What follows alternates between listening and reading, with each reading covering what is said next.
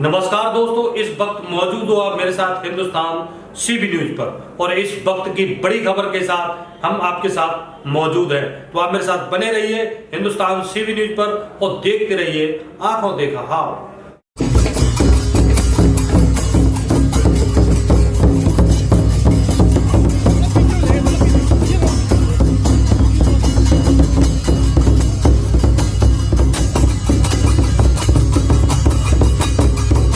ताजनगरी आगरा में ताज महोत्सव रंगारंग कार्यक्रम का आगाज धूमधाम के साथ किया गया।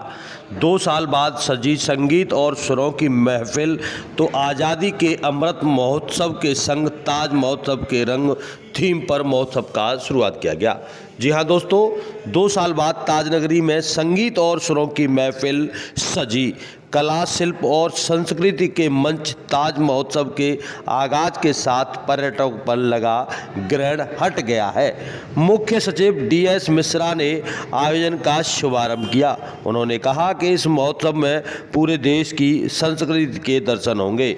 इस दौरान कहा गया कि अगर जीने का ढंग जिंदा है तो अपने सपने का रंग भी जिंदा है। ताज महोत्सव पर्यटन को ऐसा ही सपना दिखाएगा। इससे पहले शिल्पग्राम के मुक्तासीन मंच पर दीप प्रज्वलन के साथ 29वें 10 दिनी महोत्सव का शुभारंभ किया गया।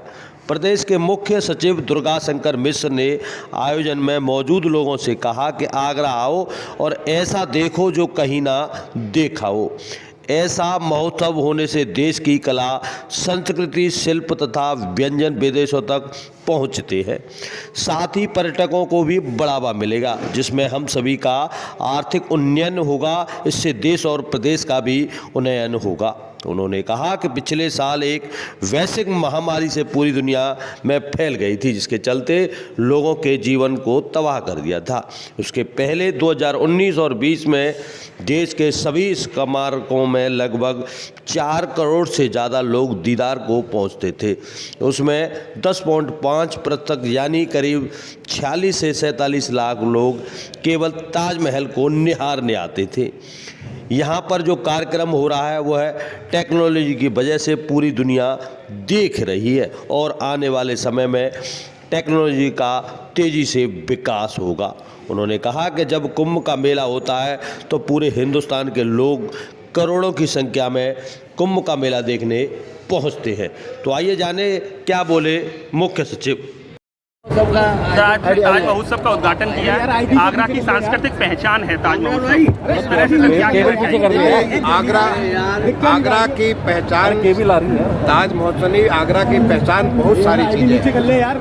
ताज महोत्सव सारी पहचानों को एक साथ लाके सबके सामने खोल के रख देते हैं। जैसे आगरा में ताजमहल है, आगरा की सिकरी है, सिकंदरा है, एतमादुल्ला है। आगरा में यहाँ पे 4 बहुत महत्वपूर्ण भगवान शिव के मंदिर हैं। मनकामेश्वर जी का मंदिर है। ऐसे 4 कोने पे 4 मंदिर हैं। यहाँ पे जमुना नदी है। जमुना नदी का पूरा 3 दिशा में जमुना नदी देकर रखा है। आगरा में यहाँ का शिल्प है। यहाँ पे जरदोजी का बड़ा बढ़िया काम होता है।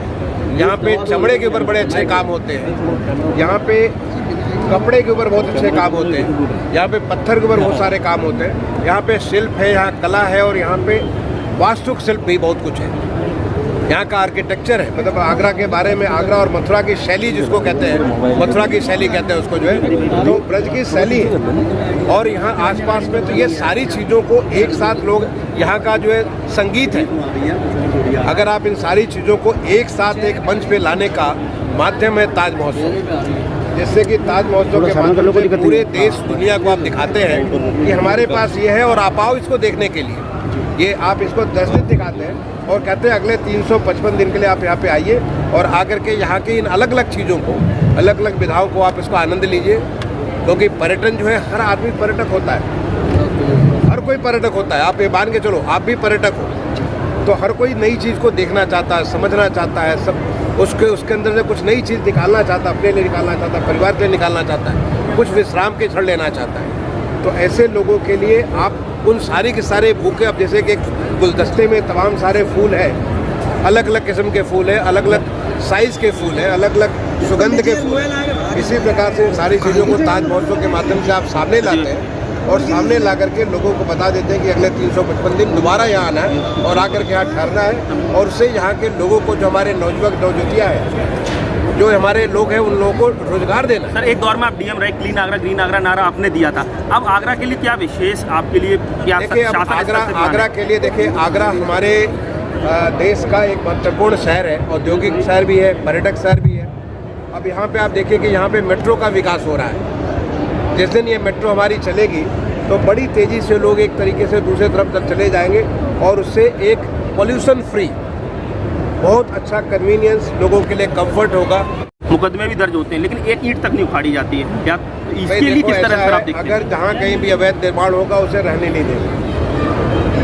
मैंने आपको बताया कि जब मैं यहाँ पे आगरा का जिलाधिकारी हुआ करता था, आपको कितने ध्वस्तीकरण किए थे, आपको अगर स्मरण होगा 96 to 98 के बीच में पूरा का पूरा जो हमारा MG रोड था, इनफैक्ट लोगों को इस बात का भय हो गया था कि हमारे लोग जाके निशान लगाते थे, अगले दिन वो खुद ही तोड़ देते थे, हमें तोड़ने की जरूरत नहीं पड़ती थी। पूरा MG रोड को तोड़ा और MG रोड के ऊपर वो सारी की सारी जो पटरियाँ बनी थी और भी तमाम सारे रोड, यहाँ पे जो फतेहाबाद रोड है, इसको पूरा क्लीनअप किया गया था। तो ऐसे अगर कहीं कोई अवैध कब्जा करता है रेड जोन में सर जो निर्माण हो रहा है, सार्वजनिक स्थल पे करेगा तो उसको छोड़ेंगे नहीं। ये आप पक्का मान चलिए, अगर कोई सार्वजनिक स्थल पे जो पब्लिक को इनकन्वीनियंस करेगा, कि पब्लिक का कन्वीनियंस राज्य सरकार की प्राथमिकता है, पब्लिक को ध्यान रखना, लोगों की ज़िंदगी को सुधार करना राज्य सरकार की प्राथमिकता है। अगर उसके लिए कोई भी ऐसे असामाजिक तत्व जो है अगर कोई नुकसान करते हैं, उनको सख्त से सख्त कार्रवाई करें। ठीक है, थैंक यू।